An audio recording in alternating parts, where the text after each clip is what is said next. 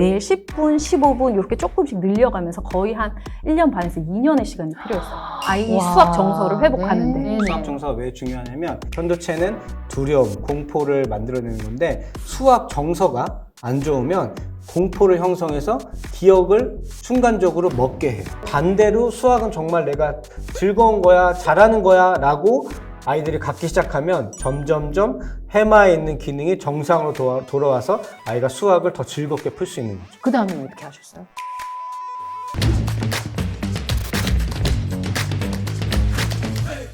오늘은 독일에서 수학에 놀랄만한 가능성을 바탕으로 수학을 너무 싫어하는 아들을 수학을 좋아하게 만든 부모님 계셔서 모셔서 말씀 나눠볼게요. 안녕하세요. 차지혜 작가입니다. 독일에서 수포자 엄마로서 연산에 대해 중요한 포인트 나눠드리고자 왔습니다. 안녕하세요. 스티브 박사입니다. 수학과 뇌과학에 대해 알려드리러 왔습니다. 독일 수학을 경험하시면서 많은 깨달음을 얻고 그걸 좀 나눠드리기 위해서 오신 걸로 알고 있거든요. 남편이 독일에서 뇌과학 박사과정을 밟게 되면서 다 같이 독일행을 택하게 되었는데요. 네네. 가자마자 거의 바로 코로나를 맞이하게 됐어요. 근데 한국과 달리 독일은 온라인 교육이 전무하다시피 해서 이제 선생님이 매주 월요일 날 이렇게 학습 꾸러미를 주시면 그걸 네. 집에서 제가 아이를 직접 가르쳐야 됐거든요. 네. 제가 배웠던 그런 연산과는 굉장히 많이 다르게 가르치시더라고요. 처음에 저희 아이들이 굉장히 수학을 싫어했어요. 엄마다 보니까 네. 아이가 좀 잘했으면 하는데 좋겠죠. 저는 수학을 잘 못하고 수학에 대해서는 아이한테 거의 뭔가를 해줄 생각을 아예 못했다가 이제 뭐 한 유치원쯤 들어가면 엄마들 사이에서 막 이런저런 정보가 돌기 네, 시작하잖아요. 네, 네. 사서 아이에게 직접 한번 가르쳐 봤거든요. 그러면서 엄청 싸웠어요. 독일 갈 쯤에 아이 수학 그 정서가 굉장히 무너져 있었어요. 그래서 너무 난 싫다고. 너무 싫어. 음. 엄마 난 수학이 너무 어려워. 엄마 수학 나는 싫어. 근데 뭐 제가 할 수 있는 방법은 뭐 정보를 그냥 유명 카페에서 찾아서 그대로 남들이 했다고 하는 대로 하는 방법밖에 없었거든요. 이제 다른 친구들이 한다는 만큼 뭐 연산은 두 쪽, 뭐 사고력 두 쪽, 뭐 이렇게 정해져 있잖아요. 그래서 그 교과 두 쪽 이렇게 해서 매일매일 해 나가면서 엄청 많이 싸웠어요. 코로나 때 딱 아이가 학교에서 나가야 됐던 진도가 곱셈99였거든요. 또 자부심이 있잖아요. 네. 우리나라 곱셈99는 전 세계에서 통한다라는 자부심이 있어서 내가 했던 대로 네. 이렇게 구구단 이렇게 벽보 붙여놓고 아이한테 외우라고 하고 예. 노래 같이 부르고 이렇게 예. 하다가 위기를 맞이했죠. 예. 정말 뭐 벽보 찍기도 하고 너는 뭐 수학에 재능이 없어 막 이렇게 막 심한 말도 하기도 네, 하고 네. 폭발하지 않기 위해서 청소를 했어요. 네. 청소를 하다가 우연히 선생님이 주신 그 주에 이 학습 꾸러미가 발 밑에 떨어진 거죠. 네. 그게 뭐야? 하고 봤는데 곱셈 99에 1, 2, 5, 10 곱한 값들이 쓰여져 있는 거예요. 그것만. 예, 예. 그러니까 우리가 항상 보던 곱셈 99 표랑 전혀 다른 표인 그렇네요. 거죠. 야, 이거면 쉽게 곱셈 99를 뗄 수 있겠는데 확신이 들었어요. 네. 그래서 그 방식대로 아이를 가르쳤고 그러고 보니까 아이가 일주일 만에 곱셈 99를 뗀 거예요. 아이가 엄마 쉬운데? 나 할 수 있는데? 네. 할만한데? 이런 얘기를 하게 되더라고요. 어. 그런 변화가 너무 신기해서 제가 그 정보를 얻었던 유명 카페에 글을 올렸어요. 네네. 나만 신기한 게 아니구나. 저는 제가 수포자니까 나만 이거 모르고 있었나? 이런 수포자 생각했거든요. 엄마들 너무 많죠, 부모님들. 그래서 그거를 전자책 플랫폼에 올렸어요.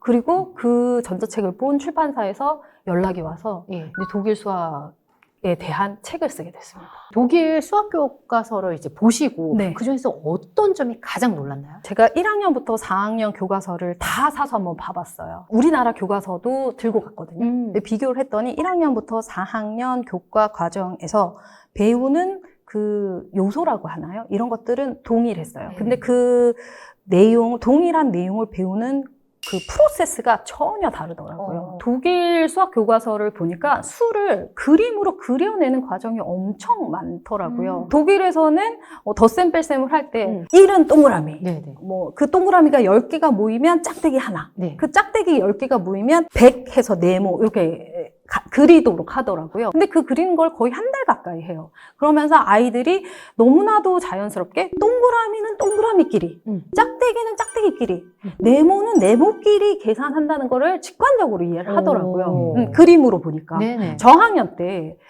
그 사고력 문제 같은 경우 보면 종종 이런 문제가 나와요. 두 수를 더했는데 여기 받아 올림에 들어가는 수가 2가 돼서는 안 되거든요. 네. 1밖에 될 수가 없어요. 네. 그 전제 조건을 알아야지만 풀 수 있는 사고력 문제들이 꽤 많아요. 그런데 아이들이 왜 이 그 받아 올림 자리에 1만 들어갈 수밖에 없는지를 설명하지 못해요. 이 수를 연산을 할 때 직접 동그라미, 짝대기, 네모를 그려가면서 계산을 하다 보니까 네. 너무나도 자연스럽게 그 받아 올림, 받아 내림의 원리를 이해하게 되는 거예요. 그러면 이 연산 문제를 시지각으로 표현하면서 익히나 맞아요. 독일에서는. 직접 많이 그려요. 저희가 중등 프로그램을 준비하면서 네. 중학교 교과서까지 봤어요. 네네. 저희 큰아들이 이제 중등 과정에 음. 들어가 있으니까. 근데 7학년에 이런 문제가 있는 거예요, 교과서에. A제곱 더하기 B제곱 더하기 C제곱을 기하학적으로 표현하시오. 그래서 제가 슬며시 답지를 봤죠. 예. 봤더니 각각 길이가 다른 예. 정사각형 세 개를 딱 붙여놓은 그림인 거예요. 네네. 가로 세로가 A인 정사각형과 B인 정사각형, C인 정사각형 세 개를 붙여놓은 거죠. 그러니까 A제곱이라고 하면 기하학적으로 정사각형의 넓인 거예요. 네. 네. 그렇게 모든 그 연산을 기하학적으로 시각적으로 풀어서 이렇게 명확하게 그 개념을 이해하게 하더라고요. 그리고 나서 아이가 설명하게 해요. 어떻게 그렇게 도출했는지. 네. 그리고 아이만 하는 게 아니라 모든 아이들이 다 돌아가면서 네. 이야기를 하죠. 이게 박사님 입장에서는 뇌과학적으로 봤었을 때 이렇게 시지각을 활용해서 연산을 익힌다는 부분에 어떤 효과가 있어요? 시지각으로 이제 수학을 이해한다는 거는 좀 더 아이가 이해하기 쉽게 다가가는 방법이죠. 예를 들어서 3 더하기 7이라고 할 때 아이들은 무조건 3 더하기 7 써서 10을 만드는 이런 과정이 그냥 일반적이죠. 독일에서는 이걸 좀 더 시지각으로 표현했어요. 아이들이 좀 더 이해하기 쉽게 두 기둥을 세우고 그 다음에 위에 집을 만드는 식으로 어떤 물체를 더해서 완성이 된다는 개념을 가져왔어요. 그래서 3 더하기 두 개의 기둥이 있고 3 더하기에서 위에 지붕으로 10 더하기 개념은 하나가 완성이 된다는 개념으로 아이들이 더 쉽게 이해할 수 있게 다가가는 거죠. 그래서 시지각으로 하는 게 왜 중요하냐? 너무 많은 사람들이 실험했는데 특히 2016년에 PNAS라고 굉장히 미국에서 저명한 저널이에요. 거기서 수학을 어떻게 이해하는지 대해서 이해하는 과정을 스터디했는데 뒤통수가 여기가 후두엽이라고 하는데 여기 시각 피질이 있어요. 그래서 수식적으로 공부를 하고 수학을 이해하는 과정 속에서 어디가 가장 활성화됐나 봤더니 시지각하고 요 축두엽 사이에 있는 데가 굉장히 활성화됐어요.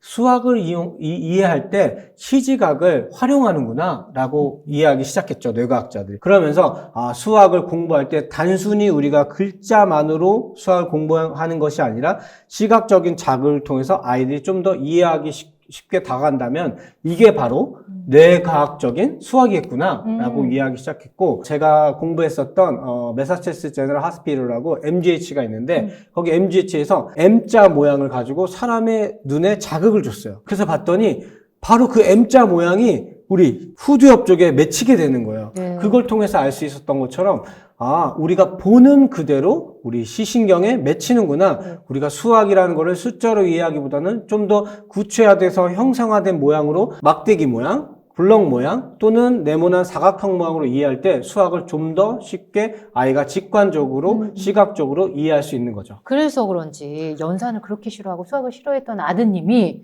너무 많이 달라졌다고 알고 있어요. 그 네. 과정에서 달라진 그 과정도 좀 궁금하고 거기에 플러스로 부모로서 어떤 노력을 했는지 그것까지 알려주시면 좋을 것 같아요. 독일 그 수학 교과서 그리고 선생님을 통해서 수학 연산을 어떻게 배워야 하는지를 제가 알게 됐잖아요. 그래서 그 방법 그대로 말씀드렸죠. 네, 집에서 계속 그림 그렸어요. 개미집도 그리고 뭐 둘째랑은 요정도 그리고 막 그림을 엄청 많이 그리면서 수식을 다 이미지화해서 풀어 나갔어요.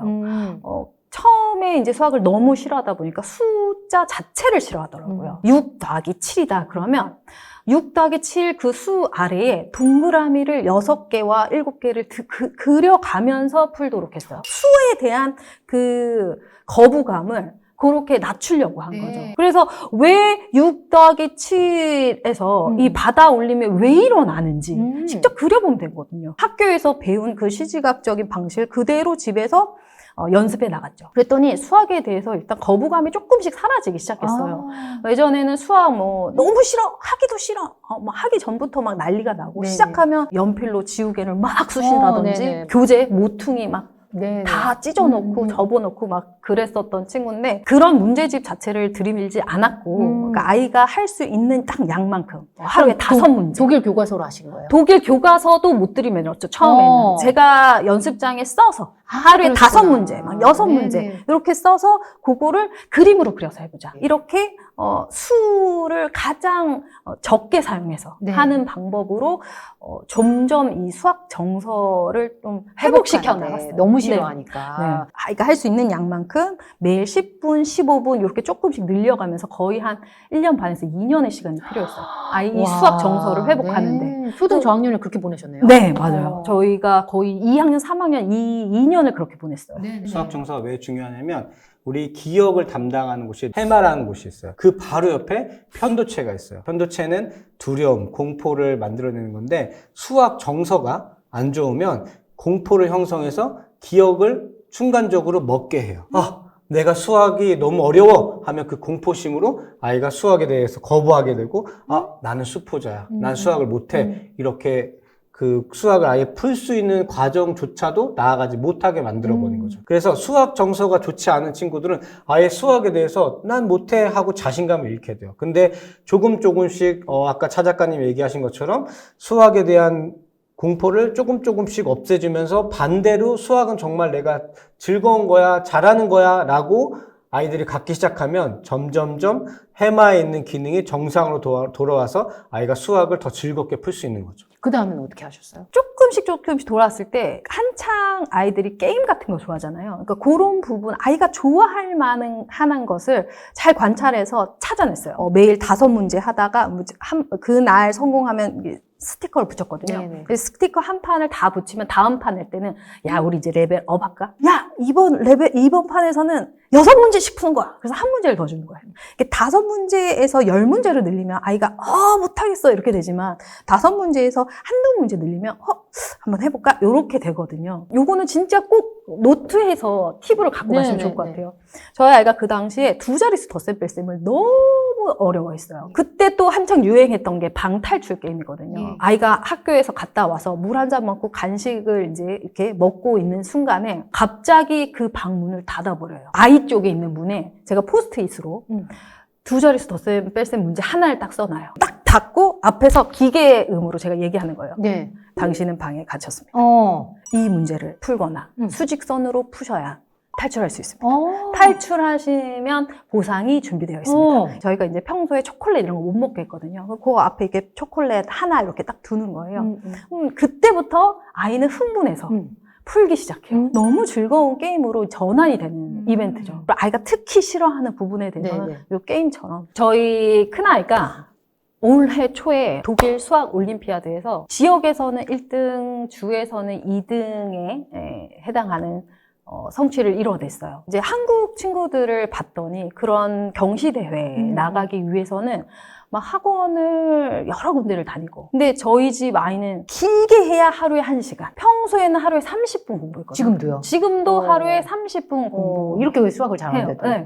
근데 지금 저희가 나오기 직전에 아이가 오늘 할 공부로 블랙라벨 문제집을 자기가 선택해서 풀겠다고 했어요. 그것도 제가 연구용으로 사놓은 것을 너무 재밌어 보인다고 자기가 선택해서 지금 풀고 있거든요. 한국 분들이 생각하시는 것처럼 많은 시간이 투여되지 않았어요. 적은 시간으로도 제대로 시지각적으로 아이가 그 부분에 대해서 그려내고 설명할 수 있는 이 학습이 이어지면 조금 공부해도 충분히 잘할 수 있다. 그래서 그런지 했던 거죠. 아드님이 이제 수학을 너무 좋아하고 너무 잘하게 된 걸로 알고 있어요. 근데 여기서 멈추지 않고 이 부분을 많은 우리나라 부모님들께도 알리기까지의 그 또 과정은 또 다른 부분이 있었을 것 같아요. 제가 수포자였기 때문에 이걸 처음 알게 됐을 때 제가 느낀 첫 감정은 억울함이었어요. 그 수학을 포기함으로써 겪었던 많은 많은 과거들이 있을 거 아니에요. 그래서 처음에는 억울함이 있었어요. 그리고 나서 그 다음 감정은 이거 독일 사람들만, 독일 아이들만 이거 이렇게 배우도록 둬서는 안 되겠다. 우리나라 친구들한테 꼭 소개를 해줘야겠다라는 생각이 들었어요. 그러면 박사님이 보셨을 때 독일 그 수학 교과서에서 이 부분은 좀 우리나라 부모님들께 좀 알렸으면 좋겠다. 이건 좀 놓치면 안 될 포인트인 것 같다. 그걸 좀 나눠주시면 좋을 것 같아요. 독일 수학에서 또 하나 관심 있게 봤던 부분은 바로 구구단이었어요. 보통 한국에서는 구구단 어떻게 배우죠? 외우면서 배우잖아요. 2는 4. 예, 2인 4. 그래서 2단부터 3단, 4단, 그래서 9단까지 딱 외워야, 나 구구단 다 외웠다. 네네. 이렇게 하는데 독일에서는 그렇게 배우지 않았어요. 어떻게 배워요? 독일에서는 기본값이라 그래서 1단, 5단, 10단을 먼저 배우더라고요. 정말요? 너무 신기하죠? 우리 작가님 이게 손가락 예. 5개잖아요. 네네. 그리고 이렇게 하면 10개잖아요. 그래서 우리는 우리 몸에 있는 손가락 5개 그리고 2개 합치면 10개 이걸 너무 많이 보면서 자랐기 때문에 그렇죠. 1단, 5단, 10단을 쉽게 이해할 수 있어요. 자 보세요. 1단은 1 곱하기 1, 1 곱하기 2 해서 너무 쉽잖아요. 아이들이. 그래서 1단은 그냥 자연스럽게 외우고 그 다음에 바로 10단으로 넘어가는 거예요. 단순히 그냥 순차적으로 외우는 게 아니라 1단, 5단, 10단. 그래서 10 곱하기 1은 10, 10 곱하기 5는 50, 10 곱하기 10은 100. 그렇게 먼저 외우고 나면 바로 5단도 그냥 외워지는데 어떻게 외워지냐면 10의 반이잖아요. 네. 5 곱하기 1은 5, 5 곱하기 5는 아까 50의 반이니까 25. 네. 그 다음에 5 곱하기 10은 아까 100의 반이니까 50. 네. 이렇게 수의 연관관계를 통해서 외우다 보니까 기존에 내가 알고 있던 지식, 나에게 가장 쉬운 부분을 통해서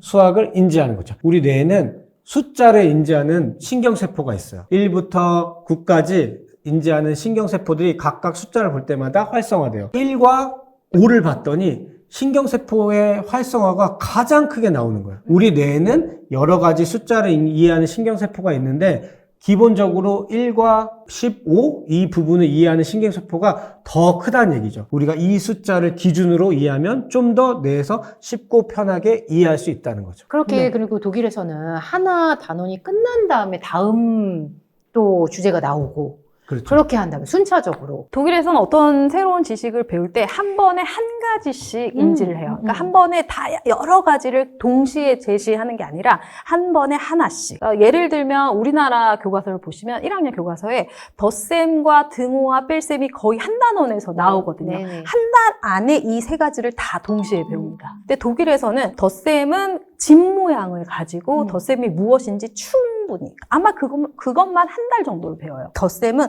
전체가 몇인지를 알고 싶을 때 쓰는 기호구나, 약속된 기호구나를 충분히 인지를 해요. 그리고 나서 등호를 딱 소개를 해요. 등호는 이 등호를 기준으로 왼쪽과 오른쪽 값이 같다는 의미야 라는 것을 동그라미를 그려가면서 아니면 여러 그런 반구체물, 구체물을 실제로 놓아가면서 네. 배우게 됩니다. 네. 그 다음에 뺄셈을 배워요. 이렇게 따로 더하기, 등호, 뺄셈을 따로 배우게 되죠. 보통 어머님들 상담하시면 더하기, 빼기 중에 빼기를 특히 어려워해요 이런 얘기 말씀하시거든요. 근데 뇌과학적으로도 더하기보다 빼기를 이해하는데 더 많은 뇌의 에너지를 사용한다고 그래요. 근데 얘를 동시에 배우다 보니까 상대적으로 뺄셈을 더 어렵게 느끼는 거죠. 네네. 독일 좀 수학을 알리면서 가장 많이 듣는 질문은 뭐세요? 이렇게 조금 해도 괜찮아요? 이런 말. 그런 것 같아요. 네. 그러니까 제가 오늘 말씀을 들어보니까 그렇게 급하지 않게 시간을 충분히 두고 아이한테 수학을 통한 성공 경험을 좀 쌓아주는 게 독일에서 강조하는 점이 아닐까라는 생각이 좀 들어요. 수학이라는 거는 우리 일상에 있다. 결코 멀리 있는 게 아니고 수학은